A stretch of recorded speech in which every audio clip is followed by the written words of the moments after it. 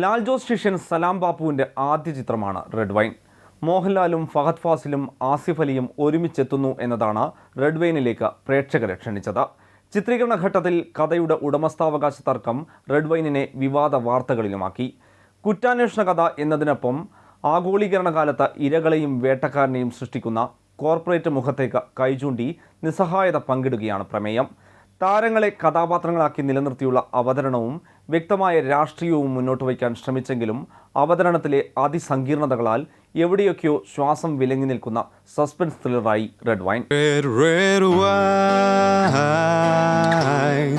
goes to my head, makes me forget that I still need her so. ജീവിതം യൗവന തീക്ഷ്ണവും ഹൃദയം പ്രേമസുരഭിലവുമായ ഈ അസുലഭ കാലഘട്ടത്തിൽ ഞാൻ സാറാമ്മയോടുള്ള പ്രേമത്തിൽ കഴിയുകയാണ്. സാറാമ്മയോ? അത് ഞാൻ മധുരസുന്ദരമായി നാളെ പറയാം. വർത്തമാന സാമൂഹ്യ രാഷ്ട്രീയ സാഹചര്യത്തിൽ ജീവിതത്തെ രണ്ട് രീതിയിൽ നേരിടുന്ന രണ്ട് യുവാക്കൾ. ആദർശനിഷ്ഠ ഒരാളെ കൊലപ്പെടുത്തുന്നു, ജീവിത നിസ്സഹായത രണ്ടാമനെ കൊലപാതകിയുമാക്കുന്നു. എഞ്ചിനീയറിംഗ് ബിരുദമുണ്ടായിട്ടും CPIM ലോക്കൽ സെക്രട്ടറിയായി മുഴുവൻ സമയ രാഷ്ട്രീയ പ്രവർത്തനത്തിന് ഇറങ്ങിയ ഫഹദ് ഫാസിലിൻ്റെ CV അനൂപാണ് ദുരൂഹ സാഹചര്യത്തിൽ കൊല്ലപ്പെടുന്നത്. ആസിഫ് അലിയുടെ കഥാപാത്രമാണ് ഈ കൃത്യം നിർവഹിച്ചത്. അന്വേഷണ ഉദ്യോഗസ്ഥനായി മോഹൻലാലിൻ്റെ രതീഷ് വാസുദേവൻ. അനൂപ് കൊല ചെയ്യപ്പെടുന്നതിന് പിന്നാലെ കൊലപാതകി ആരെന്ന പ്രേക്ഷകരെ കാട്ടുന്നു സംവിധായകൻ. കുറ്റവാളി ആരെന്ന് അറിയേണ്ടതും കണ്ടെത്തേണ്ടതും മോഹൻലാലിൻ്റെ ASPയുടെ മാത്രം താല്പര്യമാകുന്നു. പിന്നെ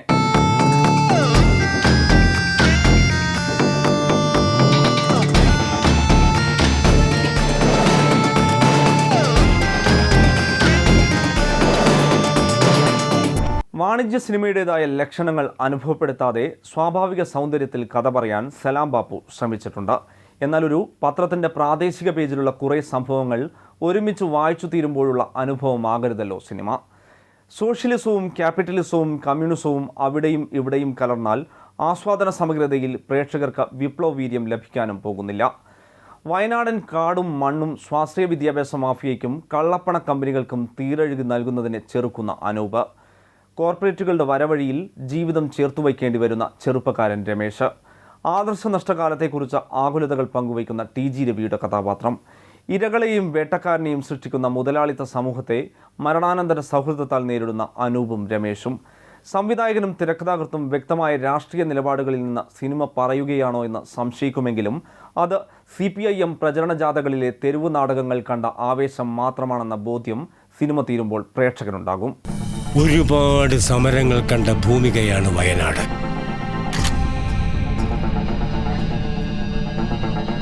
ഫഹദ് ഫാസിലിൻ്റെ അനൂപ് വേദിയിലുള്ള ഒരു നാടകത്തിൽ നിന്ന് സദസ്സിലേക്ക് കണ്ണെടുത്താണ് റെഡ് വൈനിൻ്റെ തുടക്കം.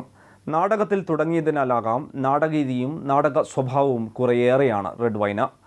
സിനിമ ഏതു സ്വഭാവം സ്വീകരിക്കണമെന്നതിലെ ആശയക്കുഴപ്പം തന്നെയാണ് റെഡ് വൈനിലെ ചവർപ്പും പുളിപ്പും.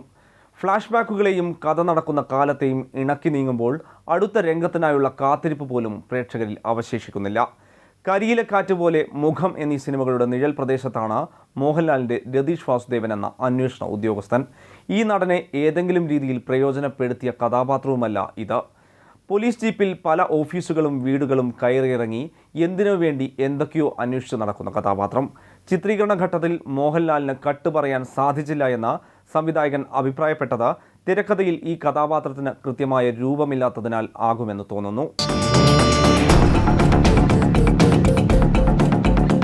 നാടകം, രക്തസാക്ഷി ദിനാചരണം, മരിച്ച സഖാവിൻ്റെ കുടുംബത്തെ സഹായിക്കുന്ന പാർട്ടി, പ്രാദേശിക പ്രശ്നങ്ങളിൽ ജനമുന്നേറ്റം, ഇങ്ങനെ CPIM നിലപാടുകൾ ആവർത്തിച്ച് ആഘോഷിക്കുന്നുണ്ട് റെഡ് വൈൻ. പക്ഷേ ഒരു ലോക്കൽ സെക്രട്ടറി കൊല്ലപ്പെട്ടാൽ തീരുന്നതാണോ CPIMൻ്റെ ജനകീയ മുന്നേറ്റങ്ങൾ എന്ന് ചോദിച്ചാൽ റെഡ് വൈനിലെ റെഡ് നിലപാടുകൾ പാളും. വയനാടിനെ ഇല്ലാതാക്കാൻ എത്തുന്ന വ്യവസായ ഗ്രൂപ്പിൻ്റെ തലവനാകട്ടെ തന്നെ പരിചയപ്പെടുത്തുന്നത് പാർട്ടിയുടെ ജനറൽ സെക്രട്ടറിയുടെ ക്ലാസ്മേറ്റ് എന്ന നിലയിലുമാണ്. മേഘ്ന രാജ് അവതരിപ്പിക്കുന്ന RDO കഥാപാത്രത്തോട് സിനിമയിൽ നിർണായക രഹസ്യങ്ങളിലൊന്ന് കണ്ടെത്തി രതീഷ് വാസുദേവൻ എത്തുന്ന രംഗവും ചിരിപ്പിക്കുന്നതാണ്. കോമ്രേഡ് എന്ന ഫേസ്ബുക്ക് പേജ് വഴി ബ്യൂറോക്രാറ്റുകൾ വിപ്ലവത്തിനിറങ്ങുമെന്ന് തിരക്കഥാകൃത്ത് മാമൻ K രാജൻ അല്ലെങ്കിൽ നൗഫൽ ബ്ലാത്തൂരിൻ്റെ ചിന്ത അപാരം, അസഹനീയം. തിരക്കഥാകൃത്ത് ഈ രണ്ടു പേരിൽ ആരായാലും തമ്മിലടിച്ചത് ഇതിനു വേണ്ടിയാണോ എന്ന് പ്രേക്ഷകർ സങ്കടപ്പെടുമെന്നുറപ്പ്. പാർട്ടി പ്രചരണ വേദികളിലെ തെരുവ് നാടകങ്ങൾ തന്നെയാണ് തിരക്കഥയ്ക്ക് പ്രേരണയായതെന്ന കാര്യത്തിൽ തർക്കവുമില്ല. ഇത് രമേശന്റെ ഭാര്യ നൽകിയ മാൻ മിസ്സിംഗ് പരാതിയാണ്. ആർക്കു വേണ്ടിയാ താൻ ഒളിപ്പിച്ചേ? സൗകര്യം കിട്ടിയതുകൊണ്ട് കോഴിക്കോട്ട് ചിത്രീകരിച്ചു എന്നതൊഴിച്ചാൽ കോഴിക്കോടൻ നഗരഭംഗിയൊന്നും പാടെ പകർത്തിയില്ല ചിത്രം. വയനാടൻ കാഴ്ചകളിൽ മനോജ് പിള്ളയുടെ ക്യാമറ സത്യസന്ധത പുലർത്തിയിട്ടുമുണ്ട്. പാട്ടുകളിൽ മൗലിക മുദ്ര കൈവിടാത്ത സംഗീത സംവിധായകൻ ബിജിബാൽ ഇവിടെ പശ്ചാത്തല ഈണത്തിൽ തന്നെ അനുകരിക്കുകയാണ്. അറബിക്കഥയിലെ ചോരവീണ മണ്ണിൽ എന്ന ഗാനത്തിന്റെ ഈണാന്തരീക്ഷം പശ്ചാത്തലമാക്കുന്നു പലപ്പോഴും. ഡോൺ സെക്കൻഡിലെ പശ്ചാത്തല സംഗീതത്തോട് സാമ്യമുണ്ട് അന്വേഷണ ഘട്ടങ്ങളിലെ ഈണത്തിന്. ഇളം വെയിൽ തലോടവേ തുടങ്ങുമി സമാഗമം. സോഷ്യൽ മീഡിയകളുടെ തോന്നിയവാസകാലത്ത് ഒരു വില്ലനെ കഥാന്ത്യം വരെ ഒളിപ്പിക്കാനാകില്ലെന്ന ബോധ്യത്താലാകാം കൊല്ലപ്പെട്ടയാൾക്ക് പിന്നാലെ കൊലയാളിയെയും കാട്ടി സലാം ബാപ്പു റെഡ് വൈൻ തീർത്തത്. ഓരോ മനുഷ്യനും ഒരു വയനാടൻ ചുരം പോലെയാണ് എന്നതുപോലെ കാഴ്ചയിൽ റെഡ് വൈനും ഒരു വയനാടൻ ചുരമാണ്. കയറി മുകളിലെത്താനും അങ്ങോട്ടെത്തിയാൽ പെട്ടെന്ന് ഇറങ്ങിപ്പോരാനും വല്ലാത്ത പാട്.